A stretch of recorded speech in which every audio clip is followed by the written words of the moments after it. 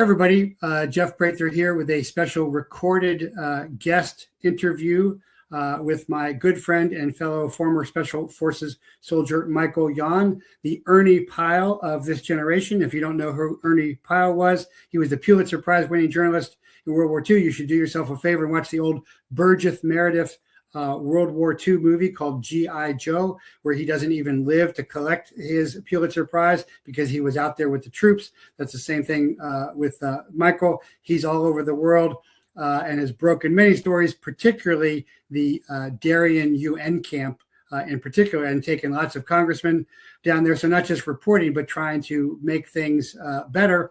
And a massive intellect, speaks multiple languages. Just really always impressive guy. And because of the difference of time zones, it's hard for me to get him live. So we're going to do a recorded interview and catch up with Michael. Michael, welcome back. Good to see you again. Thanks for the time from your busy schedule. Hey, Jeff. Masako and I just got into Hamburg. We're in Germany now. We just spent 6 weeks with Catherine Austin Fitz over in Netherlands.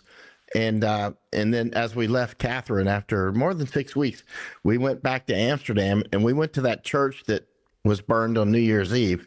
And it was a, old, beautiful church. You can see it online. I know you saw it because I think you mentioned it. And then we went to it and we walked all around it about 3 days ago.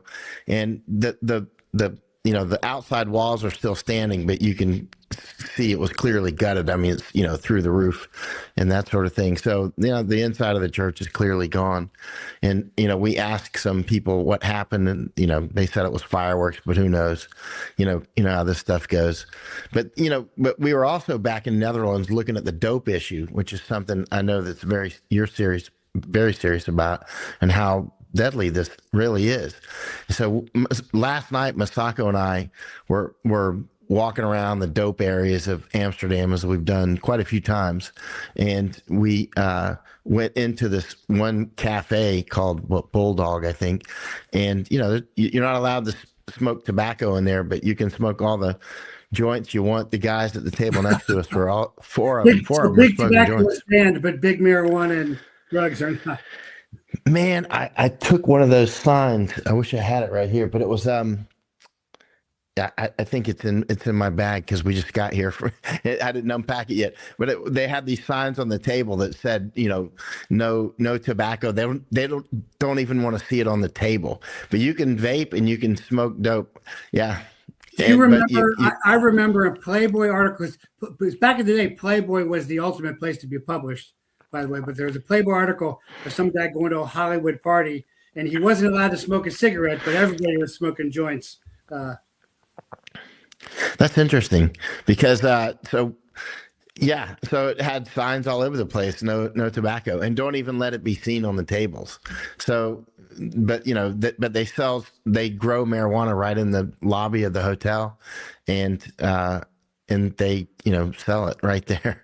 You can buy it right there and smoke it right there, and beer as well. And Trump is going to reschedule marijuana from a Schedule 1 to a Schedule 3. So that means for me as a former DEA agent, I did my biggest, my first big seizure was 4,000 pounds of marijuana. My biggest was 10,000 pounds. Kiki Camarena was tortured and murdered over marijuana. So all that is going to go away. And the culture is going to become even more marijuana using, I guess, which is shown to make people silly and stupid. There's studies that show that. Don't you agree?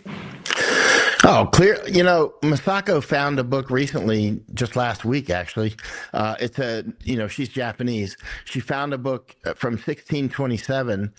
It's a ninjutsu book, and they call cannabis the fool's drug because ninjas use it to befuddle and fool their enemies. Is that the Bunsen Shukai?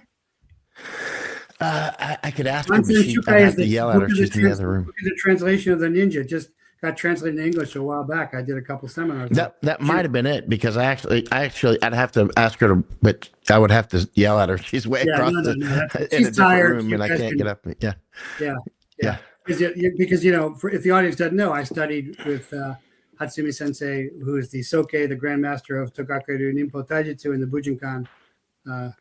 for since the 80s. I've been with him. That's fascinating. Yeah, 16. And you know how she go ahead. No, go ahead. And Misako found that ninjutsu book because there's another group in Japan that's resisting this because in order to sell this drug in Japan and start opening stores, they're trying to sell it as this is part of our cultural heritage, right? So there's this other group in Japan that's like, no, this is not part of our cultural heritage. Hemp is, but not being dope smokers. That is simply not. And that's, it was that group that found that 1627 book, and then Misako showed me some of the relevant parts. So when we go back to Japan, we're going to find that book, actually the oldest copy we can find of it. Yeah, fascinating, isn't it? The word, we talked about this word before, but the word assassin came from hashin. Yeah. These guys think that, as you're a DA officer before, you did for years. This idea that cannabis doesn't leave people violent is just utter nonsense. It leaves people psychotic on a regular basis.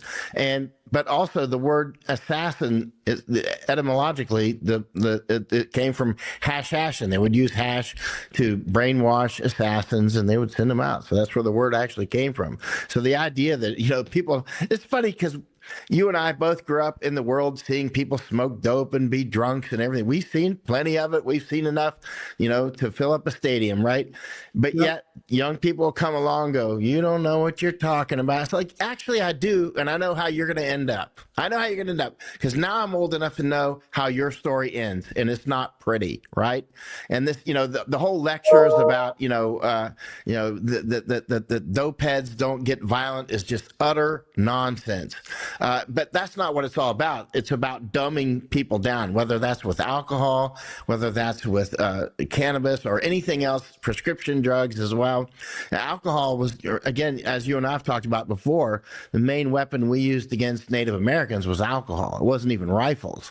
I mean, rifles too, but it was alcohol. It was fire water, right? So it's not just, I'm not picking on cannabis. I'm talking about these are weapons of war, whether it's napalm or high explosive or cluster munitions, whether it's alcohol or whether it's cannabis or fentanyl or cocaine or heroin or whatever.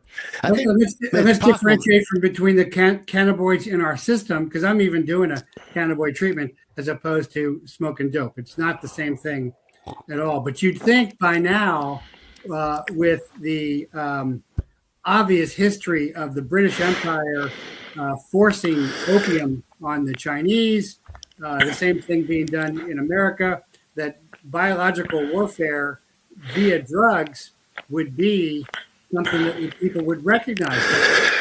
Chinese do it too. Chinese did it before the British War. With over the opium. They did it before, they did it during, and they still do. I mean, the Chinese play like they're just innocent. There we were, just being Chinese one day, and the next thing you know, the bad British came and made us all dope addicts. That's not what happened. It was already going on. And then, then the war, then the British did definitely push it on. There's no question about it. But it's not the whole truth and nothing but the truth. The whole truth would include that the Chinese were deeply involved in it as well, and still are, right? So it's not like they're innocent victims of all this. They use that as casus belli. Well, fentanyl is a straight biological weapon as far as I'm concerned, and that's Chinese. It is. And now the Chinese are all over America growing dope in, Maine and everywhere else, in Oregon, and they're growing it, and we're not doing anything about it. So let's go take Greenland. That'll really stop the dope growing Chinese in Maine, right? No, we're in a state of war, and it's not just consigned to Greenland. It's all over. It's in our universities. We're handing out visas to people that will infiltrate deeper and deeper into our the birth tourism, the people having Peter Schweitzer just came out apparently with a book. I haven't read it, but many of us have been talking about this for years, about babies that are born they're anchor babies, so to speak, but then they live back in China or Israel or wherever, and they're not even Americans. They got American citizenship, they got American paperwork, but they vote back here. They're not Americans. They didn't grow up in America. You got Chinese growing up in China who've never even been to America other than being born, and they vote in our elections. I mean, it's a big deal, right? And Israelis as well. And who knows how many others, right?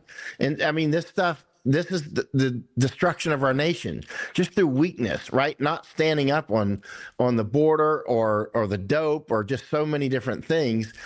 One we'll get it to it later, or it's not bothering me later. The next thing you know, it's over.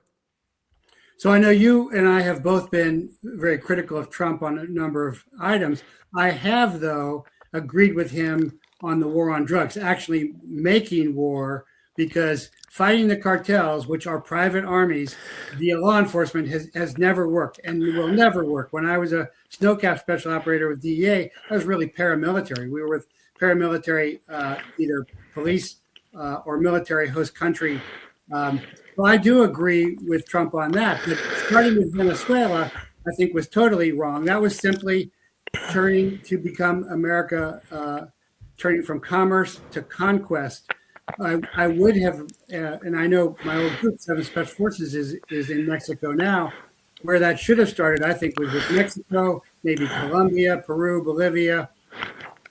But, as a former SF guy and very aware of the dope situation, because Maduro was handed over, Delta did the statch, but he was immediately handed over to DEA. So what are your thoughts on all of that? Well, I'm not seeing Trump stand up on the drugs. I see that as just kayfabe. I mean, he's clearly trying to make marijuana ultimately legal. Trump is following Soros policy, just as Netanyahu is. Both of those are pro-cannabis. Both of those are pro-jab. All of them are pro-open border, despite that Trump, now I get it, it looks like he closed the border, but he hasn't. He just hands out visas, right? He hands out visas. He has not defunded United Nations. He has not gone after highest. Speaking of highest, let's talk about them again. You see all those Somalis up in, I think I said this the last time you and I talked. You see these NGOs, and they'll be off in places like Somalia or whatever, or Kenya, but they're bringing people in from targeted places, and they're taking them to targeted places. In other words, they're doing two things at once. It's elegant motion, right? They're not just like randomly taking people, and they're trying to do two things they're trying to do function stacking, right? And they're doing it quite well. It's like, let's talk about the Somalis, right, up in Minnesota. Some of the Somalis are involved in this resistance going on right now. It's more than a resistance, actually. But highest, now keep in mind, Israel just acknowledge the existence of Somaliland, right? That's up on, if you look where that's at, that's right there on the Red Sea, right? So, I mean, that's strategically located, this place, that's new country that Israel just, now keep in mind, highest helps bring people in from there and put them in Minnesota. What is Minnesota? The headwaters of the Mississippi River. Right. Yes. I mean, that's. And for so the audience who doesn't know, HIAS is the Hebrew Immigration American Society. Do I get that right? Yeah, the Hebrew Immigrant Aid Society, right? And they've been around a long time, and they are one of the main invasion forces. So they are deeply involved in child trafficking. Deeply. And we have many, many videos and many that we made. Like I had breakfast with highest many times down in Panama and that sort of thing. So, I mean, and I'm out in the jungle watching what they're doing, and, many, many videos and many photos, right? And so we know what they're doing. So they brag about it on their website, highest.org, but you can just look up highest in Somalia, right? You'll see highest is literally helping get people from Somalia, where Israel is using that to make a new country right now called Somaliland, which is a cleave off of Somalia, and they're putting them in Minnesota, which is where all this is unfolding right now. This is not a coincidence. And again, Minnesota is the headwaters of the Mississippi. Minnesota is strategic, right? It's not just a cold place. It's a strategic place. Yes. And so they're moving them from strategic place to strategic place. They're getting people out of there that they don't want there and putting them over here where they do want them. Because over there, those people would cause them trouble. Okay, take them out and put them in America. This is the Hebrew Immigrant Aid Society, that close with Israel, with the country that if you say anything bad about, you could be at some point put in prison in the United States. It's not gotten to that point yet, but it's coming at this rate. I mean, Governor Abbott is totally against First Amendment. He's totally sucking up to the Zionists on closing down First Amendment in the United Florida States. too. I believe it's against the law in Florida now. Right. I mean, that's a direct attack on the First Amendment, and the governors just go right along with it. I mean, it's that pathetic. That's how worthless these guys are. But I think it's worth saying that why Somalia? Because of all the countries in the world, Somalia is probably the most failed nation state there is. So what do they bring? What they bring is chaos and a black market economy. They're not going to integrate at all because they have no life experience doing that. What they're going to do is develop black market, and they're going to create and sow more chaos. Or do you disagree with me on that? 100% agree. Some fish don't mix well in the same aquarium. I mean, again, it's Highest that's doing this. It's Zionists who are doing this. And you can go to highest.org and look at their, again, Venezuela. They bring huge amounts of Venezuelans into the United States. This is not a coincidence, right? They're wherever Highest is at is the place where they're taking them out of is targeted, and the places they're putting them into is targeted. They don't play around. I mean, this is total war, and they do it right in front of everybody. They fly their flags, right? I mean, or they're not necessarily a Highest flag, but they have, signs that they put up and that sort of thing. And go to their website. You can see a list of, a long list of donors, and every time one of these, for instance, one lady had a Highest tag she was wearing. I put this on my Substack, I think, some months ago. Anyway, she was a supporter of Highest because she's wearing the Highest tag. She's maybe in her 80s, and she claims that she was a Holocaust survivor, which turned out to be total lie. She was not a Holocaust survivor. It was an abject lie. You know how many Holocaust survivors are? It's like how many Navy SEAL. There's like 1,000. It's like Fiat Navy SEALs and Fiat Green Berets. It's like Fiat Holocaust survivors. No wonder they think it's like 7 trillion people were Holocaust survivors. It's like it's the same way. Again, and so she's this fake Holocaust survivor, but she's wearing the badge.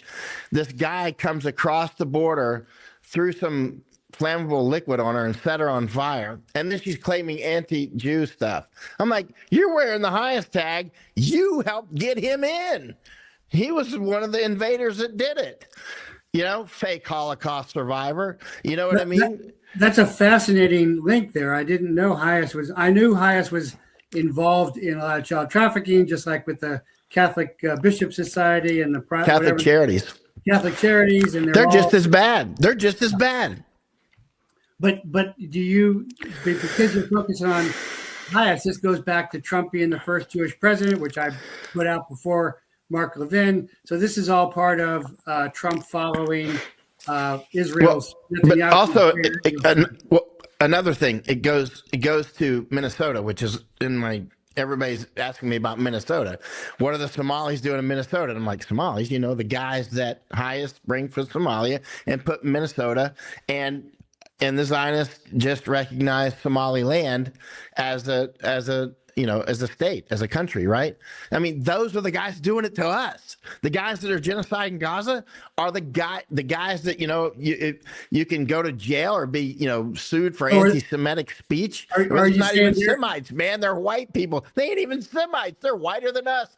Are you saying they're creating a Gaza here in Minnesota? They want to duplicate a Gaza? Clearly. They are the ones who are helping bring Somalis to Minneapolis. And now you got the Somalis doing an uprising up there. That's intentional. They don't hide it. Nothing is hidden. They don't hide it one iota. They brag about it. You say it and they'll say, that's anti-Semitic. I'm like, here's you saying it, right? It's the same with World Economic Forum. You talk about, how they're rewilding and doing all these things. And then when you say that, they would say, well, that's hysterics, and that's, tinfoil hat stuff, conspiracy theory. And I'm like, well, here's your website.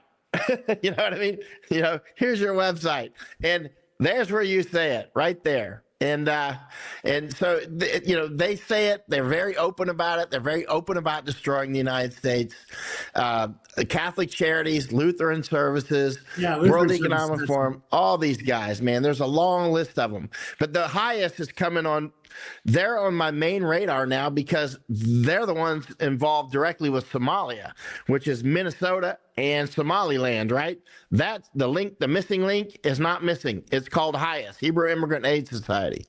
Just look up HIAS in Somalia. Just look it up. You can get to work reading. You'll see what I'm saying. And so they're the ones bringing them in, HIAS. So that creates the Gaza situation in America, which brings about the religious war between Christians, Muslims, and Jews, which creates more chaos. And in the more chaos, you can run whatever you want. More child trafficking going on, more drug dealing going on. Yeah, that makes a lot of sense. That's them. I mean, they're not the only ones, but the link there with Somalia, that's highest right there. Not hard to find. It'll take all of 30 seconds, 1 minute.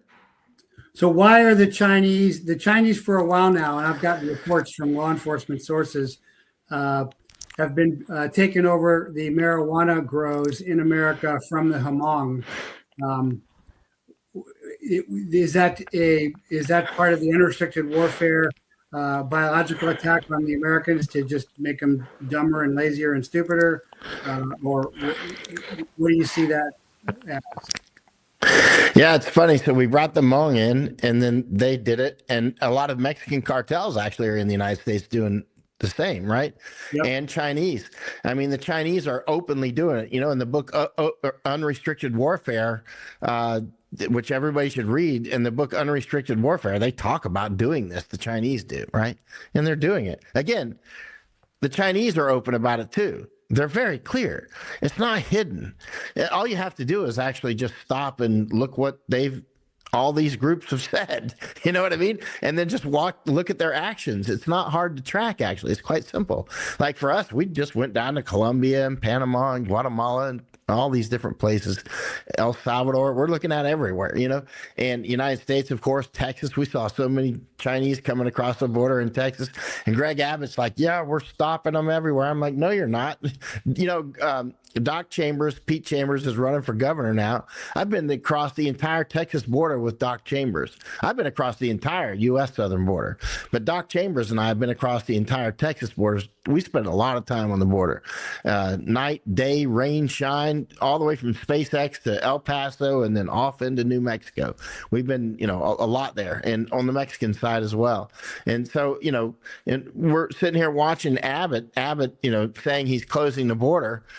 At one point, Abbott was doing a press conference, and I was publishing that day. You can see when Abbott was at the border one time and what I was publishing. Abbott's right here. He's got all the National Guard and law enforcement. He's making it look like he's pushing them back. He's, got the concertina out, but just a few hundred meters away, they were crossing right there. The cameras never turned. Well, that's what I pointed out. I pointed out, and Doc got mad at me for that. For calling that out. Yeah, that's what you said. Something about the open gate, and you should get Doc on to address that. I mean, that's important. Doc is very cognizant of the open border. But you mentioned one time he was calling, stopping you, or what'd you say? Well, he was criticizing that I was criticizing the law enforcement effort that their federal partners. And I said, I think you're a bit naive. You lack my experience because I was a federal special agent. I was DEA while I was DIA, and I was former SOCOM and SF as well. So I thought he was relying too much on the feds. And I think I've been proven right. Can you trust the FBI to do anything except cover for the deep state? I see no evidence of the FBI doing anything except taking care of the FBI and covering up for the deep state. Yeah, sadly, I mean, a lot of us grew up thinking they were the good guys, and it just, we got to just face the evidence has been repeatedly laid before us. It's right there, whether it's with Clinton or where's the Epstein stuff, what I mean? All these, so many things, nothing's happened with the jab. Unknown numbers of Americans and others around the world are dead from the jabs or damaged for life. And nothing. And no pulse. The DOJ under AG Bondi is now trying to squash a special master for the Epstein files. No Epstein prosecutions whatsoever. You see that guy when? Go ahead. I'm sorry. Trump could fire her, and replace her with Paxton. No fan of, like you said, Abbott. Abbott has been moving illegals in around. I sent them to New York. That means you're trafficking them. But I do like Paxton. Right. I would have liked to see Paxton be the AG. Yeah. You've been on the border a lot. You know how serious this is, and how Abbott was actually part of the invasion architecture, just as much as Highest and Catholic Charities. Yep. And every bit as much, if not worse. I mean, he's the Texas sector chief for the globalists. Abbott works for the Zionists, he works for the Chinese, and he works for the Indians. He works for everybody except Texans and Americans. I mean, it's clear. The evidence is a mile deep, and yet there's still people that support him. Yeah. And, Doc Chambers at one point, because Doc and I, we talked about this so much. And at one point he just said, and people kept saying, Doc, why don't you run for governor? And at one point he just said, I'm just going to do it, and he started running for governor. And now they're getting on to Doc Chambers because he lives in a trailer. I'm like, yeah, he lives in a trailer. He does. Guess what? You know why he lives in a trailer? Because he didn't get rich doing the things that he's doing. He's obviously not taking money from India and China and the Zionists. He's obviously not taking it. So Abbott's people are starting to rise up and attack Doc Chambers, right? They're starting to attack him, which is a good sign. It means that they're getting nervous because there is more and more base building under Doc, and there should be. He's been working 24/7. I don't even call him much anymore. I used to talk with him all the time, but now that he's running for governor, you know how it is. He's a soldier in contact. So I'm just like staying out of the way, keep that channels clear. If you need more ammo, here you go. More water, here you go. And so that's the way it goes. And so Doc Chambers is doing it. He's going for it. And you know how it is when you want to mitigate somebody like RFK Jr., you just offer him a big job.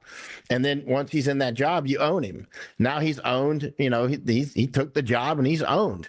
He's obviously not cracking down on any of this stuff. And I read his book, The Real Anthony Fauci. I thought it was a great book.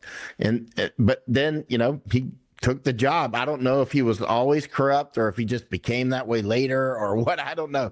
But anyway, he's obviously not doing anything serious. Likewise with Abbott. Abbott is clearly he was a jab pusher. He was open borders and Doc took the jab, by the way. He took it. And later he regretted it deeply. And then he started resisting it when he realized what it was. It took him a period to wake up as well. And then he started, going hog wild, resisting it, which is what he does now. So how's his campaign? You think he's got a chance? I think he's got a chance. Otherwise, it wouldn't be worth mentioning. But he's got a chance. He actually does. He's got the chance that a crazy, wild-eyed ex-Green Beret has. You know what I mean? He's an American.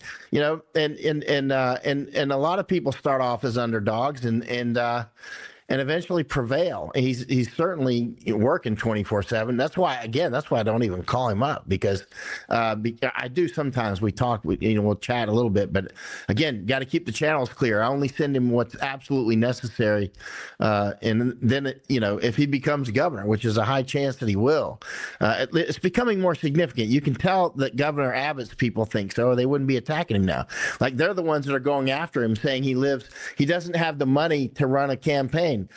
Well, who does have the money? The guy that takes her from India, the guy that takes her from China, the guy that takes her from Zionists, the guy that pushed the jab. So he takes it from pharma, obviously. Well, that guy's got the money, but so they're going after Doc for living in a trailer.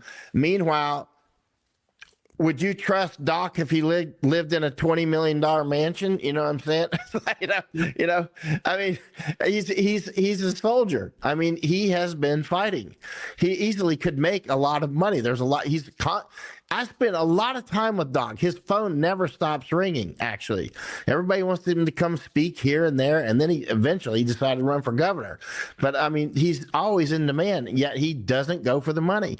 He's just running around trying to get people not to take the jab, trying to help people not die from the jab, and trying to close the border. That's why we spent so much time on the border together, right? He's trying to do all these things, and finally he's just running for governor.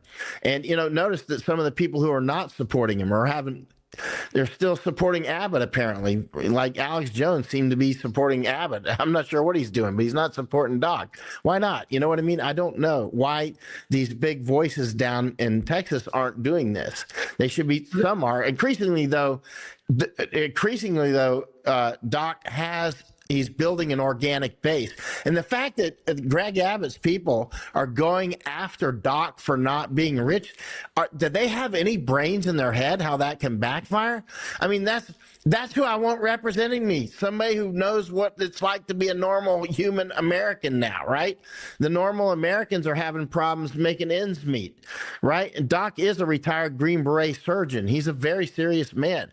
He spent a lot of time in wars, and I've been across Doc and Masako and Doc and I were introduced by a mutual friend. He was a Delta Force officer that introduced Doc and me on the border, and I was with Masako because the Delta guy thought that we would, the Delta guys tend to have really good judgment. He thought that we should be working together. So he's like, I'm going to introduce you to Doc Chambers if you got time. I'm like, I got time. Anybody you want to introduce me to? So I went down, met with Doc. There he was with Joe, his dog, and that sort of thing. Next thing you know, we're on the border together. And next thing you know, we're always on the border together. Then we start fighting other battles. And next thing you know, he's running for governor. I mean, now I'm like, yeah, I mean, he needs to be governor. People have already offered him jobs. He's clearly a threat. If he were not a threat, nobody would be offering him jobs at this point. Well, your endorsement goes a long way, and that you've got former Delta operators goes a long way too, because I've always found the Delta guys I know to be of very high integrity and not just physical, but moral and emotional as well. Yeah. Notice I almost never mention those guys, but I mean, the ones that I know are always steady, rock steady. And when he said, I want to introduce you to this guy, he's a doctor at Green Beret. So I went over there, met Doc, and the next thing you know, we're running around all over the border together and months at a time doing stuff. It was a great, it's one of those introductions. You never know when you do something, a small act of, let me introduce you to this guy. And the next thing you know, it's a big deal. And so we need to develop our networks like that and take a lesson from that. We all know how important it can be to introduce key people to key people. But every once in a while, it's really, really important. And with Doc, it is. Doc needs to be out there talking all over Texas, and he needs to be governor of Texas. He's not taking the money. If Doc starts living in a huge mansion, I'm going to be like, hey, I'm getting suspicious. You know what I mean? When you become governor, you don't need to be living in the trailer. That's unsafe. But, and it's actually not practical because you need to be working late at night and doing meetings and getting on TV sometimes and that sort of thing. But at the same time, you can't be suddenly running around in your own Learjet either, right? And before that, you were hanging out with Catherine Austin Fitts for quite some time. What was your main points of that you got out of that? Well, Catherine, she invited me on her show, and which was maybe just a little over 2 months ago, I would say. And so I was in Japan, and she invited Masako and me to come visit, maybe 2.5 months ago. And she invited us to come visit. And so I was like, Catherine Austin Fitts, I want to know her, right? Because I've watched many hours of her programs and read a lot of her work. And I'm like, she knows components to this that I need to know better. And keep in mind, she spent years doing high level stuff, not at the $1 million range, but at the $1 trillion range. Right. And so she knows how a different component of this whole animal breathes. Likewise, she wanted to hear stuff that Masako and I study everywhere because she's missing components as well. So combining our knowledge together was her idea. And so we flew over from Japan. We were only going to stay like a week, but it turned into, we just left 3 days ago, right? And then now, Catherine's going to come stay with us in Japan. So, Catherine's very serious. Her intellect is formidable, and she's got quite a spiritual side. Without that spiritual side, it's kind of hard to have a good fighting base. You know what I mean? Totally. I don't have to tell you. Do you know what I mean? You know exactly what I mean. Yeah. Yeah. So you and I have both been on InfoWars, and I've had Alex Jones is kind of the Rush Limbaugh of the Liberty luminary space. But it seems like he has recently gone over to the dark side, where he's going against Candace. Candace is covering a lot better assassination investigation than anything the FBI is doing, and he's had on. And I don't know if you know him. I know Ivan Raiklen, lawyer. Yeah, I know Ivan. But Doc knows Ivan. Yeah, I find him to be very sensational. As a Christian, I'm not in the office of retribution. I can't be as a Christian. But what do you think has happened with? I guess Alex got to pay off his court-ordered payments and is doing so now, or what do you think happened here? I don't know what's going on, but what Alex asked me to host a show before, and I did, right? Yep. And with Ann Vandersteel, my great partner on Burning Edge, we made a lot of accomplishments, and then we asked Gary Haven to come on, which he did. Gary's unbelievable. He's very important to interview, and but at one point, people said, well, "You're going on Alex Jones' show. Why don't you call out everybody else on jabs? Why not Alex?" And I'm like, well, did Alex push the jab? And somebody's like sending me these links. Wow, Alex did push the jab, so I confirmed it 100%, and then I called him out, and it upset Alex when I did. Now he still asked me back on. He's man enough to do that. He's a serious dude. You know what I mean? He still asked me to come back on, but you can tell, I think Alex was hurt. But the fact is, if you push the jab, nobody gets a break. Zero buddy on earth. I even called out Eric Carilla, and I had immense respect for Eric Carilla, absolutely immense.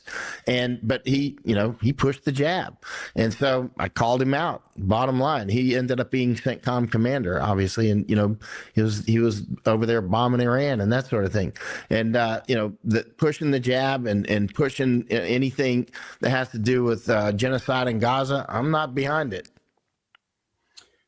And there's also this phenomenon now of because the Delta came in the late 80s, and out of that was special intelligence, something I was part of. So all that first generation guys, all those plank holders, are now retired, and a lot of them have their own podcasts, and we see them all the time.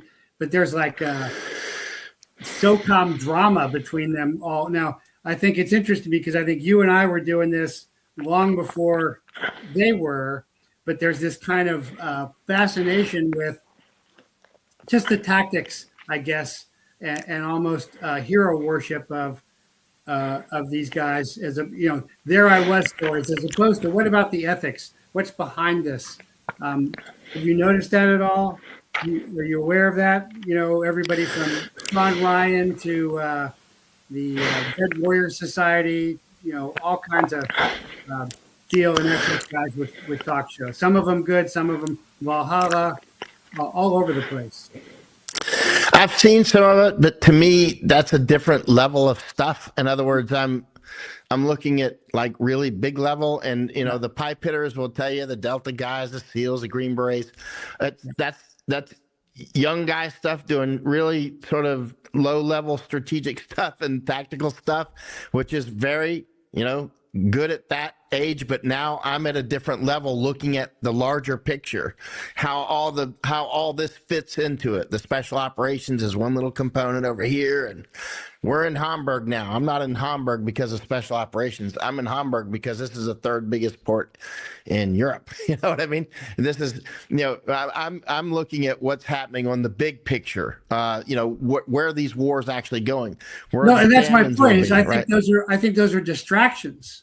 They're down in the weeds about that stuff. as opposed to what we're talking about. That's my exact. Yeah, that's weeds. Yeah. So let's go into Habsburg. Tell me. So talk about that. The strategic significance of what you're looking at. Well, okay, let's look at let's say Greenland. Actually, let's just start there. We can start in any place and just branch off, but let's go to Greenland because it's in the news. So Greenland obviously is strategically important to the United States. It's not the only thing but it is. And but that's not what this is all about, right? There's a lot more going on. And most people are not anywhere near the ability to actually kind of understand what's going on because they're too busy with the rest of life, right? And but there are corridors up there, the GEO corridor, the GI UK, which is the Greenland, Iceland, UK corridor, which is sea lanes, right? Hunt for Red October stuff, the movie took place in that area. And so, and then you've got, where I'll be at soon, Denmark, of these major maritime choke points in the world, like Panama Canal, Suez, Strait of Malacca, Bab el-Mandeb, and Strait of Hormuz, that sort of thing. Another one is Danish Straits. The Danish Straits, you can block the Baltic there, right? And so, which is hugely important. I mean, that's as important in this area as like Panama is to us, right? It's very important. And that's why we were just in Netherlands again, not just to see Catherine. I mean, she invited us. Yeah, we stayed. But when we were there, we went over to Rotterdam and that sort of thing. Masako and I go to Netherlands on a semi-regular basis because it's so strategic, right? And we'll leave Panama and go over to Netherlands, and some people notice, even though we say, hey, we're going to Netherlands again, the reason we're going to Netherlands is because Rotterdam Harbor's there. It's mouth of the Rhine River, and Antwerp's right next door down in Belgium. The second biggest harbor in Europe is Rotterdam. Second biggest is Antwerp down in Belgium, and then you've got the Danish Straits up, not far from us here. And then I'm in Hamburg now. We just got to Hamburg today, the third biggest harbor in Europe, right? These are, strategic, key vital terrain, right? So but when you look at, okay, let's go back to Greenland. Greenland obviously is a Danish territory, or whatever they call it in their law. And then Iceland is an independent country, but it's right there, strategically placed. You look, many war scenarios include Iceland, right? Including Tom Clancy novels, right? Iceland's key. And in the case of any war, there's going to be people fighting over Greenland and Iceland, but also over Denmark, because that's where the Danish Straits is. It's been the site of many battles over time, and they'll be in the future as well. Now, another thing important about Denmark is very important. Now, I've been talking about this for at least a couple of years or more, but Maersk is one of the biggest shipping companies in the world, right? China owns Costco, and Maersk owns Denmark. You know what I mean? Maersk is a Danish company, but it really kind of is a Danish company with a country, right? Whereas China is a country with a shipping company, sort of their maritime, sort of their merchant mariners. And likewise, the French have one as well, right? And of course, MSC is an Italian company. Their headquarters is in Switzerland now. But now let me get to something important with this. Maersk. Something I've been talking about Maersk for at least a couple of years is how big they are in Panama. Now, when Trump announced that he was going to take the Panama Canal back, he needed those two ports on either side. Those two ports are operated by Hutchison, right? And Hutchison, am I still on? We lost your video. Oh, lost the video. And how'd that happen? Anyway, there it goes. There we go. Yeah, you're back. Oh, wrong camera though. And I wonder what happened. Anyway, there we go. I'll get the right one on there. Oh no, it shut off. The camera shut off, Masako. But we're on the. No, I got you. We're on that camera. We're on that camera now. We obviously didn't like battery what you were died. saying. No, I think it's a tech issue actually. Okay. Maybe something. Anyway, it doesn't matter. We'll go on this camera. So Hutchison, here. Let me back up. Yeah, it's okay. Don't worry about it. So here, just push that one off. Are you there? Yeah. All right. Here we go. Okay. Close that one. There we go. All right. There we go. All right. Fine. So anyway, so here's the camera now. So Maersk, when Trump said he was going to buy or get Panama back, he went for those two ports on either side of the Panama Canal, operated by Hutchison. Right? There's multiple ports in the Panama Canal, but the two most important, Boardwalk and Park Place, are on the Pacific side and the Atlantic side, and those are operated by Hutchison. Those are the two most important ports by far, for various reasons. Those two are connected with a railway that goes across the Panama Canal that opened in 1855 and is arguably the most important railway in the world, or at least very close if it's not. I mean, especially it used to be for sure. And if it's not now, it's close to it. But it connects those two ports, right? It's only about 50 miles long. Misako, who's right here trying to make the main camera work, actually was up on top of that train at one point. They let her put a camera on it on top of it. We actually rode across in the engineer vehicle all the way across with the train on Panama Canal about, a year or so ago. But that railway. Now, so when Trump said that he wanted to take control of the Panama Canal, Maersk came in and just sniper shot and bought that railway just out of the blue. Like, we were like, where'd that come from? Suddenly, I wasn't hearing anything about any purchase going on or anything like that, and boom, Maersk bought it. And because that was right when Trump was trying to get the ports, right, which he's still trying to do. But if you connected, MSC was trying to get the railway. That's the Mediterranean Shipping Company. MSC works closely with BlackRock. Maersk works closely with China. Right? So China's got those two ports. Maersk, sniper shot, got the railway. Hutchison obviously couldn't go for that railway. It would be politically inexpedient, So, but they went for that railway. Maersk, sniper shot it, took it, right?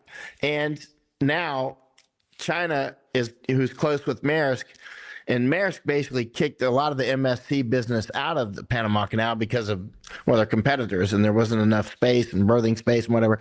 So, Maersk, they're dominant down there. And when you're in Panama, you look at the trains going by, it's just like Maersk containers, Maersk, ships coming through, Maersk. They're not the only ones. There's a lot. But what I'm getting to is Maersk and China are really tight. And so if you're going to take the Panama Canal, and not take it necessarily, but at least take some, take it away from China, you need to own that railway. And you need to at least, own the concession for it. And those ports on either end of the canal, which BlackRock has not gotten them, and Hutchison ain't giving it up without a fight. Now, it's going to court now on the ports. But Maersk, again, there's a lot more going on than just Greenland. There's the Danish Straits. So you're saying Panama. So Trump started with Panama, which went to the railway, which went to the ports, which goes to Greenland. I'm not saying which order it went in, because it's all part of the same. And Maersk operates between 700 and 750 ships, according to them. Either owns and or operates about 700 to 750 ships. They're huge. So, in history, sometimes entire fleets are seized, like the Dutch and the Danish fleets have both been seized in history, right? So, I mean, this can happen again, is what I'm getting to, because what I'm saying is if this would be really a war, not just to get the strategic land of Denmark, but to get Maersk, right? I've not seen anybody say this. I've not seen anybody float this at all. I brought it up to some strategic thinkers in the last couple of weeks, and the guys that follow shipping, and like John Conrad. I think immediately he saw that light, right? Because he's super smart. John Conrad, by the way, that guy is a history geek. He left me a 50-minute 50. It was 2 voicemails, 25 minutes each. It was wonderful. I replayed the voicemails. They were very important. I asked him if I could share them, and he allowed me, so I started sharing them, because he's a history geek like me. You know what I mean? And if you really want to try to figure out what's going on, you got to geek out on history, and I don't mean for 2 months at a time. I'm talking about like 20 years, right? I mean, it takes time to kind of start to figure out how this elephant works, right? The key with Greenland is the shipping lanes. Well, as soon as I told John what I thought about Maersk and whatnot, he's like, so then that's when he sent me the 50-minute voice messages, which he should make a video of those and publish them. But he sees the historical context of what I'm talking about. And the problem is, when I said that to some people, they don't have the historical context. But the ones who do can, like, oh, I see it. Now I see what you're saying, why they might go for Denmark and Maersk and Greenland and Iceland, even though Iceland obviously is an add-on because of just where it's at. Now, keep in mind, I'm not saying I support this at all. I'm not saying that. I'm saying that's the squares I see on the chessboard that somebody has to be smelling, because, big BlackRock guys and all that, these are very strategic thinkers, as are the Maersk people. They run the biggest shipping companies and corporations in the world. These are people that breathe and, they eat, sleep, and breathe strategy. You know what I mean? They're not watching Navy SEAL movies. You know what I'm saying? Yeah. They'll buy entire, units of Navy SEALs. This is the big boy world, right? Yeah. And when you look at that board, I could easily see where they could go. They could go for Denmark. Because then you would have control of the Danish Strait. I'm not saying it would turn out well. It could turn out catastrophically for the United States, right? It could turn out absolutely catastrophically, and it could turn out catastrophically for our whole Western way of life, right? Because that would end up almost certainly in a shooting war with the other NATO members, and also I can sense that we're going to go for Great Britain, and a lot of people are pushing it to go that direction. But I see more things at play. If you wanted to get pieces on the board, if you wanted to control Europe, you might use Ireland to raise up an army, because they've been flooding that place as well. You could easily, do the whole raise up the army on Ireland thing and then take out Northern Ireland. Ireland's ready to revolt with all the immigrants coming in and raping their. Oh, I know. I get updates from Ireland every day, right? And I went over there and looked at it about 4 years ago with Masako, right? We're cognizant of what's going on. That's why I say Ireland, actually. And you could raise up an army there, and or somewhere else. It doesn't have to be there, but it's very clear that someone is doing a big information war for the United States to go after Great Britain, right? Now, but if you wanted to control Europe, you would take out. No. So talk about that, because I'm not aware of that, going after Great Britain. I am aware that recently Tucker interviewed a Russian official who said if the Ukraine war isn't over in 2 years, they will nuke Germany first and then England. But that's huge, and nobody but Tucker got that. But I'm not aware of Britain being targeted. Are you talking about by the United States, or please elaborate on it? I'm talking about by the United States, even though Putin said it as well, right? Yeah, by the United States, or let's say by the Zionists, right? Because it's the Zionists. Trump is the Zionist party, right? He's open about it. So the motivation remains for why Trump is still doing this is still Zionist oriented. This is Netanyahu control.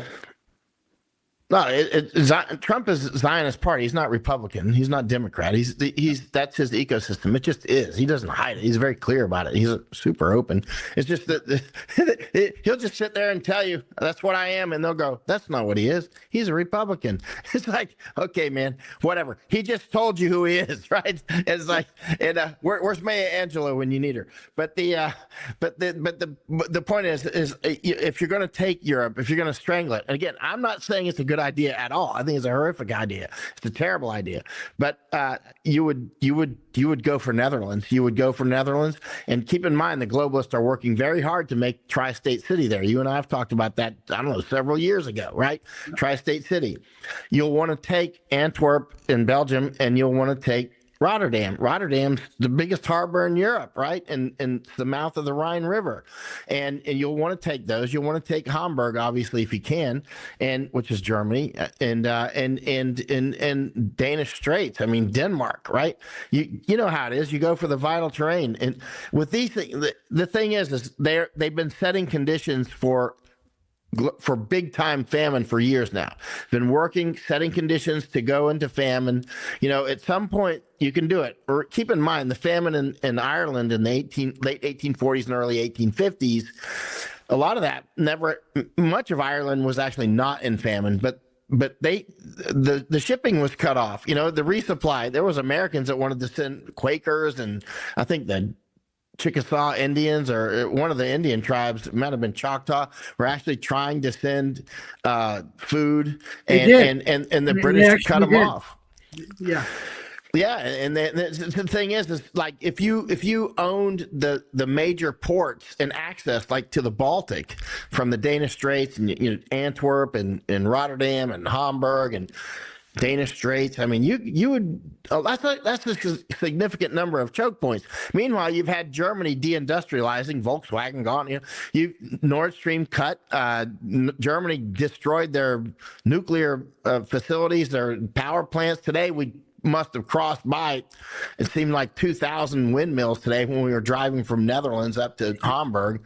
I'm serious. I mean, it probably was 2,000. I mean, it was a lot. You know what I mean? It's like huge fields of, signs of the decay of Europe and the United States. And, I mean, these windmills are everywhere, and most of them are not even spinning, right? And so luckily the skies were clear today, at least. But but what I'm getting to is it's clear that conditions are being set for that depopulation of Europe and repopulation with a slave population, which they can then be reduced in population to the numbers and characteristics that the globalists want. That's clearly what they're up to. They say it. They say it all the time. You'll own nothing and be happy. What all these drugs? Masako and I were at those drug places last night in Amsterdam. What are those all about? Those are all about dumbing down the population. That's it, making them numb. They're in there smoking their dope. I'm like, man, smoking your dope as your country continues to be invaded. You're having your freedom. It's all about my freedom, man. You're gonna outlaw weed, man. That sort of stuff. It's the average IQ. You can see it just evaporating and melting away, and the total abilities just decrease, right? You can the smell of that dope is the smell of culture evaporating, all over Washington, D.C., everywhere I go, New York, Atlanta, San Francisco, Portland, Amsterdam, just dope everywhere. Rotterdam, in the West, and now they're opening up dope stores all over Thailand, and they're trying to do it in Japan. In fact, I just took one of the members of the Diet, which is sort of like their Congress. I took one to around some of the places in Amsterdam. Took him to some of the dope stores, and I showed him these things. I'm like, look, he's a friend of Masako's actually, and so he and I were speaking at this thing, and so I asked him. I said, tomorrow morning after this speech stuff is over, I want to take you to these dope places because this is what they're trying to do in Japan, And I showed him. I took him to these dope places in Amsterdam and showed him all this crap, And then I said, now here's photos of the similar store in Kyoto that Masako and I were just at. I showed him the photos, and he said, that's right around the corner from my house, And so he's going to go back to Japan and look. I don't know if he's looked yet, but he's back in Japan now. When I get back, I'm going to go see him. And if nothing else, I'm going to go down there with him. But they're not selling dope yet in Japan. They're just setting up the stores now for the they're selling the pipes. They're selling the same pipes, the same exact pipes that they sell. There's these little toy pipes. It's like Yoda. It's like for children. You smoke the dope out of the toy's head, but they sell the same ones in Thailand and here in Amsterdam, and also in Germany. Or I'm not in Amsterdam. We left last night, and also in some. Oh, we saw them down in Argentina. It's clearly the same companies, right? And Japan was resisting there was a lot of public resistance to the jabs, right, as well. Yeah, Masako, my wife, is right in the middle of that. I mean, her good friends are the scientists and doctors who are leading like Dr. Yasufumi Murakami in Japan. He's the one that's been leading up that collecting all the database records. And I think he has 41 million now. In Japan, correct? Now there's increasing amounts. But in the beginning, many people took the jab. Many people took it.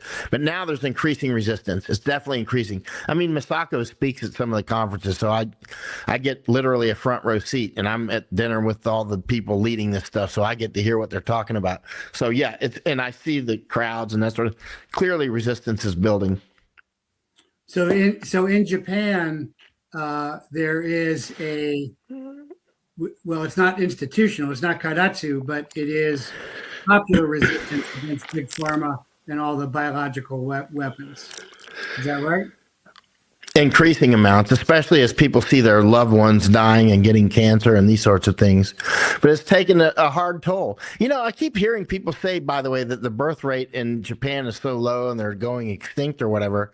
But there's babies all over the place in Japan. I can't believe anything the government says, but Right. it's like Misako and I be walking around. We'll be like, have you seen less than 100 babies in the last hour? I mean, they're everywhere, everywhere we go. I mean, not as many here, actually, or we just left Netherlands. We spent 6 weeks there. We didn't see nearly as many in Netherlands. Of course, it's wintertime. So my point is, it sounds like Japan, like Russia, is bucking the tranny, drugged, trends that the WEF and the global cabal are trying to foist upon everybody. They're bucking the tranny stuff, and they're bucking the like cannabis and whatnot. Right now, interestingly, on this Afghan driver that we hired him. He took Misako and I from the airport, I don't know, a month ago or so, and in Amsterdam, and it must have been 2 months now, actually, and whenever we came to visit Catherine, so 6 weeks ago, and so. And then I got his number because I said I wanted to talk with this guy. So I hired him another day for a long drive I needed to do for 4 hours, and we talked for 4 hours, and then we just hired him again for 7 hours today, right? So I've had a lot of talks with the guy, and he's from Afghanistan. He's a Pashtun guy, very nice guy, super smart. Like some of these Pashtun guys can be quite smart, actually. He studies a lot, and he's like, yeah, he's talking about, look, because I brought up the drugs. He's like, it's terrible. He's like, and the men are confused if they're men or women, and the women are confused if they're men or women. He said they're just becoming weaker and weaker, and everybody can sense it. Everybody can sense it except for the people in the middle of it. They don't seem to sense that the guys around them that are coming in from places like Nigeria and Afghanistan and other places, they didn't come in smoking dope, and they can see the weakness. They can smell it in the water, right? Mm-hmm. It's a big deal. And likewise with a lot of Americans, they'll just say, it's my freedom, man. Joe Rogan does it. Joe Rogan's an MMA guy. He'll smash your head. They're all on drugs, and they think it's like, wow, I'm impressed. Joe Rogan's an MMA guy. I'm so impressed. I don't even know what to do. You know what I mean? It's like, it's like, it's like that's how low their level of thinking is, right? Yeah. And because they're dope heads, and so you get people like Joe Rogan, the doper Joe Rogan, and the doper Elon Musk pushing that in front of tens of millions of people, smoking dope together, right, publicly. This is all part of the larger war, and people actually believe that Elon Musk is that super brilliant guy, the richest guy on earth. Does anybody actually really still believe that a dope head who actually got it wrong on the jabs? I mean, he was pushing the jabs hard. Elon Musk was. He couldn't figure out how to get to his gigafactory in Germany without taking the jabs, right? Meanwhile, Misako and me were running all over Europe without taking the jabs. But Rocket Boy, who wants to fly to Mars and smart enough to put chips in our head, he couldn't figure out how to do it with his own private jet. And he had leverage. His leverage would include, I'll be there Monday morning at 8 o'clock, and if you don't let me in to see my factory, I will close it by 8:01, right? It'll be like that. I'm going to come see my gigafactory. You will choose how you handle that, right? And that would be that. They would make their choice. They either arrest Rocket Man for not, getting the jab, or they don't. And if they do, then that would be a big deal, right? But he didn't. He even put on Twitter at the time, it was Twitter, the science is, I think he said the science is unequivocal or something like that. In other words, that the jab is basically, obviously good, and he pushed it. And likewise, smoking dope on Joe Rogan and bragging, or he actually kind of bragged about his ketamine deal, right? And you can just look it up online what Elon Musk says about ketamine. So meanwhile, he's like putting out a tweet every 8 seconds for years on end, right?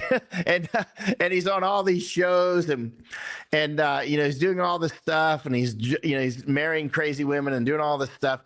And meanwhile, I'm supposed to think it's a good idea to put his chip in my head. It's like, no, he couldn't even figure out not to put the needle in his arm, right? So does anybody really believe that guy is really running Tesla and the Boring Company and SpaceX and all this ultra high tech stuff? But he can't figure out how to get to his gigafactory without taking the jab. And he screwed up on the most important issue of his entire life, which was a 1-0 decision. Either 1, you take it, or 0, you don't. He won it. He took it. And now, or he said he took it. I don't know if he really took it. He's not that guy. He's obviously not. The evidence is before us.